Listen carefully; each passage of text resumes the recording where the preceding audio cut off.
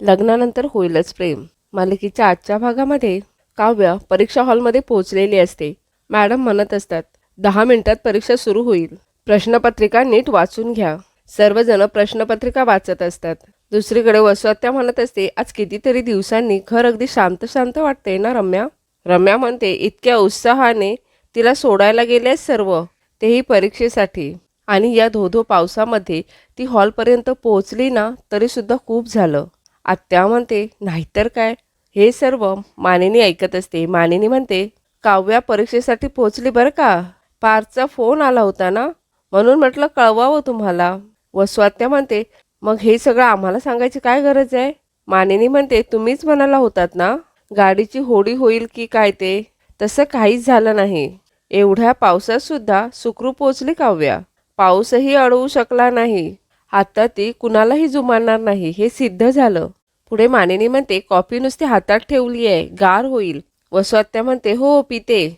रम्या म्हणत असते, तुला सांगते आई, माझं गट फिलिंग सांगते, हे सर्व जे मोटिवेशन आहे ना ते सर्व परीक्षा हॉलमध्ये गळूनच पडेल, खात्री आहे मला. पार्थ म्हणत असतो, परीक्षा सुरू व्हायला 1 मिनिट बाकी आहे. युनिवर्स काव्याची साथ दे बाबा. एवढ्यात तेथे नंदिनी येते. नंदिनी म्हणते, पार्थ कशासाठी एवढं टेन्शन घेताय. सगळं काही ठीक होईल, डोंट वरी. पार्थ म्हणतो, सगळं काही ठीक होईल. नंदिनी म्हणते, हो. दुसरीकडे परीक्षा सुरू झालेली असते. काव्या हातामध्ये पेन घेऊन पेपर लिहायला जात असते. एवढ्यातच काव्याला आपल्या हातामधील काळा धागा दिसतो. त्यानंतर तिला नंदिनीबरोबरचे काही क्षण आठवू लागतात. नंदिनीने आपल्या हातातील काळा धागा काढून काव्याच्या हातामध्ये बांधलेला असतो. हे सगळं काव्याला आठवत असतं. त्यानंतर गुरुजींनी सांगितलेलं असतं, 16 ऑगस्ट. 16 हा आकडा देशमुख कुटुंबियांसाठी मोक्याचा आणि धोक्याचा दोन्ही आहेत. हे सर्व काव्याला आठवत असतं. पुढे काव्याला आठवत असतं, ती नंदिनीला म्हणत असते, 8-10 दिवस झाले मला खूप वाईट आणि विचित्र स्वप्न पडतायत. मी परीक्षेला बसली आहे, सगळीकडे पाणी पाणी आणि माझा पेपर सुटलाय. एकदा असं स्वप्न पडलं की मी पेपर लिहिते पण माझं डोकं दुखतंय. इतकं दुखतंय की डोकं फुटेल की काय असं वाटतंय. हे सगळं बोलणं काव्याच्या कानावर पडत असतं. काव्या आपले दोन्ही कान पकडून बसलेली असते. जीवा, पार्थ, नंदिनी हे तिघेही परीक्षा हॉलच्या बाहेर थांबलेले असतात. जीवा नंदिनीला म्हणत असतो, मित्राला मिस करतेस. नंदिनी हो म्हणत असते. नंदिनी पार्थकडे बघत असते. जीवा म्हणतो, डोंट वरी चकाचक बाई, दादा तुझ्याशी बोलेल, अगदी आधीसारखा बोलेल. नंदिनी म्हणते, काय माहिती. जीवा म्हणतो, अरे मला माहिती आहे ना, ये जीवा का जादू है जो कभी फेल नहीं होता. नंदिनी म्हणते, अच्छा, झोलर कुठचे. जीवा म्हणतो, तुझी ही फ्रेंडशिप टिकवण्यासाठी मी काहीतरी जुगाड केलाय. नंदिनी म्हणते, अरे. जीवा नंदिनीच्या हातामध्ये कॉफी देत म्हणतो, दादाची फेवरेट सिनेमन कॉफी. नंदिनी लगेच ती कॉफी घेऊन पार्थजवळ जाते.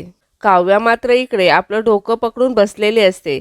काव्याला घडलेला सगळा प्रकार सारखा सारखा आठवत असतो. काव्याला वसुआत्याचे शब्द आठवत असतात, या नंदिनीच्या पोटावर कितीही मारलं ना तरी या नंदिनीच्या पोटातल्या बाळाला त्रास होणार नाही. या पोटात मुळे बाळच नाही आहे. या नंदिनीचं मिसकॅरेज खूप आधी झालं आहे. हे सर्व काव्याला आठवत असतं.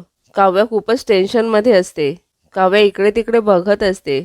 थोड्या वेळाने काव्या म्हणत असते, बेबो किक मारते काव्या. बाळ तुला सांगते, डिस्ट्रॅक्ट होऊ नकोस, come on, you can do it.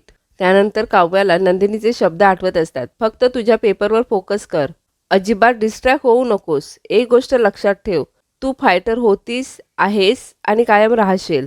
त्यानंतर काव्या पेपर लिहायला सुरुवात करते. पार्थ म्हणत असतो, केवढा पाऊस आहे हा. या पावसात गरमागरम कॉफी मिळाली असती तर बरं झालं असतं. एवढ्यात नंदिनी पार्थसमोर कॉफी घेऊन जाते आणि म्हणते, सिनेमन कॉफी.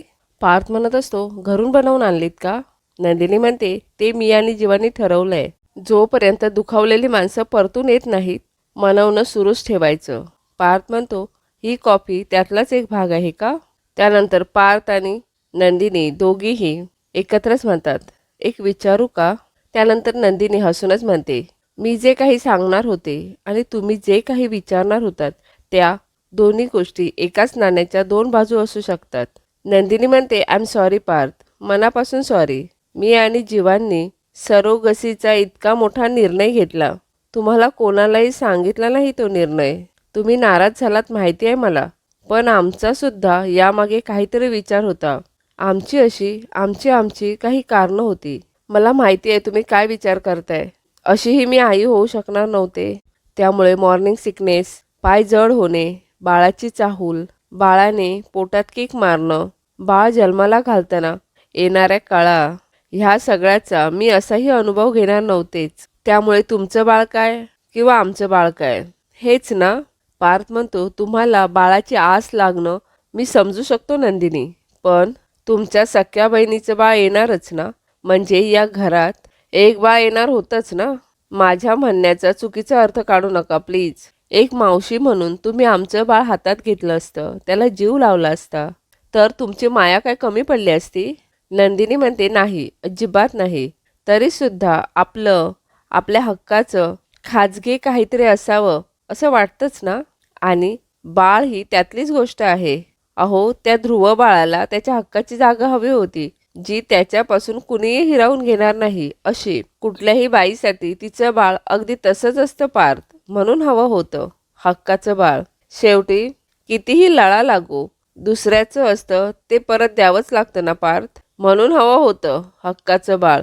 आणि आता नाही कळणार तुम्हाला, पण काय असतं ना, बाळाच्या बाबतीत कुठलाही निर्णय घ्यायचा असेल ना, तर आईवडिलांना वाटतं जे आम्हाला वाटतं तेच बेस्ट आहे. अशा वेळी स्वतःच्या आईवडिलांचं मतसुद्धा विचारात घेतलं जात नाही. तिथे बाकीच्यांची काय कथा. शेवटी दुसऱ्यांच्या बागेतील फुलांचा सुगंध जाता येता घेणं आणि आपल्याच अंगणात आलेला बहर साजरा करणं, यात फरक आहे ना. बाकी घाई का केली असं तुम्हाला वाटतंय, पण एकासाठी जी घाई आहे ती दुसऱ्यासाठी उशीर नसेल कशावरून. पोटात बाळच नसतं तर गोष्ट वेगळी होती, पण माझ्या पोटात बाळ असताना मी आणि जीवा मनोमन खूप पुढे निघून आलो होतो पार्थ. बाळाचं बारसं सुद्धा करून बसलो होतो. बाळाचं असं अचानक निघून जाणं पचवू शकलो नाही आम्ही. दोन मोडलेल्या मनाची माणसं सरोगसीच्या कुबड्यांनी उभं तरी राहू शकतोय आम्ही पार्थ. या दोघांचं हे सर्व बोलणं जीवा लांबूनच ऐकत असतो. नंदिनी पुढे म्हणते, ठीक आहे, मला माहिती आहे आता कदाचित तुम्हाला नाही पटणार माझं. एक वेळ अशी येईल जेव्हा तुम्हाला कळेल आणि मग तुम्ही स्वतःहून माझ्या पुढे मैत्रीचा हात धराल, माहिती आहे मला. यावर पार्थ म्हणतो, थोडं मळप पुसून गेलंय. खूप नाही, पण थोडं बरं वाटतंय. पार्थ कॉफी पितो आणि म्हणतो, छान झाली आहे कॉफी, सांगा जीवाला. नंदिनी आश्चर्यानेच पार्थकडे बघू लागते. दुसरीकडे विक्रम जीवा आणि नंदिनीच्या बाळाचे सोनोग्राफी रिपोर्ट बघत असतो. सोनोग्राफी रिपोर्टवरून तो हात फिरवत असतो आणि विक्रमच्या डोळ्यातून पाणी येत असतं. विक्रम खूपच भावूक झालेला असतो. त्या भावनेच्या भरामध्ये विक्रम जीवाला फोन लावतो. जीवा म्हणत असतो, बाबा. जीवा लगेच विक्रमचा फोन उचलतो आणि म्हणतो, बाबा बोला ना. परंतु विक्रम काहीही बोलत नाही. विक्रम म्हणतो, चुकून लागला कॉल, असं म्हणून विक्रम फोन ठेवतो. जीवा इकडे म्हणत असतो, मी वाट बघेन बाबा.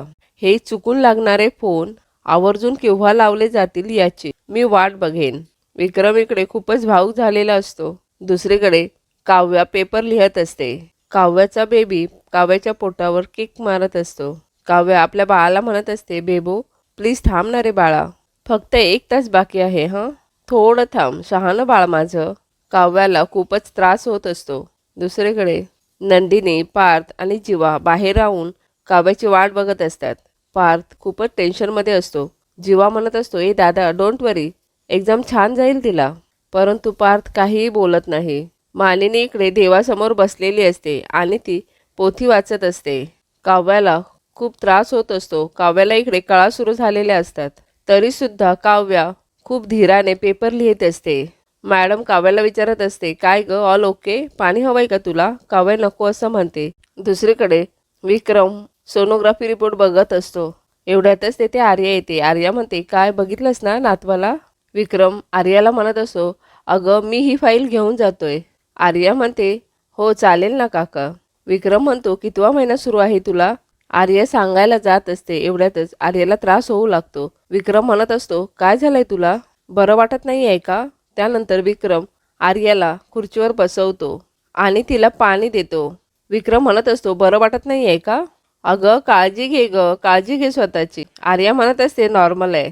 दुसरीकडे परीक्षा हॉलमध्ये मॅडम म्हणत असते शेवटची 5 मिनिटं उरली आहेत. काव्याला लेबर पेन सुरू झालेले असतात. काव्याचं वॉटर ब्रेक झालेलं असतं. मॅडम काव्याला म्हणत असतात, काव्या अगं तुझं वॉटर ब्रेक झालंय, चल बघू, चल आधी. काव्या म्हणत असते, मॅडम थांबा, 2 प्रश्न बाकी आहेत अजून. मॅडम म्हणत असतात, अगं काही कॉम्प्लिकेशन झालं म्हणजे? अगं तुला त्रास होईल, उठ बघू. यावर काव्या म्हणते, मॅडम जर मी मेन्स क्लिअर नाही केली तर मला जास्त त्रास होईल. मॅडम म्हणत असते, काहीतरी त्रास होईल, काय करतेस तू, चल लवकर बाहेर. सर्वजण काव्याकडे बघत असतात. काव्या म्हणत असते, तुम्ही सगळेजण माझ्याकडे प्लीज बघू नका, तुम्ही पेपर लिहा, कारण ते जास्त महत्त्वाचं आहे. मॅडम काव्याला उठ म्हणत असतात, परंतु काव्या म्हणते, ठीक आहे मॅम. असं म्हणून काव्या पुन्हा पेपर लिहायला सुरुवात करते. त्यानंतर काव्या स्वतःलाच मोटिवेट करत असते. काव्या स्वतःलाच म्हणत असते, come on Kavya, Kavya fight back, fighter आहेस तू, फाईट बॅक. त्यानंतर ती आपल्या पोटातल्या बाळाला म्हणत असते, बेबो बाळा फक्त 2 मिनटं राहिली आहेत हां, माझी साथ दे रे राजा, प्लीज असं नको करूस. इथेच आजचा हा भाग संपला आहे. मालिकेच्या उद्याच्या भागात परीक्षा हॉलमध्येच काव्याला लेबर पेन सुरू झालेले असतात. काव्या खूप जोरजोराने ओरडत असते. इकडे पार्थ म्हणत असतो, काय पावसामुळे ॲम्ब्युलन्स अडकली आहे, अरे अकला आहेत का तुम्हाला. काव्या इकडे जोरजोराने ओरडत असते. सगळेजण काव्याचा व्हिडिओ काढत असतात. पार्थ म्हणत असतो, अरे व्हिडिओ काय काढताय. नंदिनी इकडे सगळ्या लेडीजला म्हणत असते, सगळ्यांनी छत्र्या उघडा. सगळ्याजणी छत्र्या उघडतात. नंदिनी म्हणते, माझ्या बहिणीची डिलिव्हरी मी करणार. हे ऐकून पार्थला धक्काच बसतो.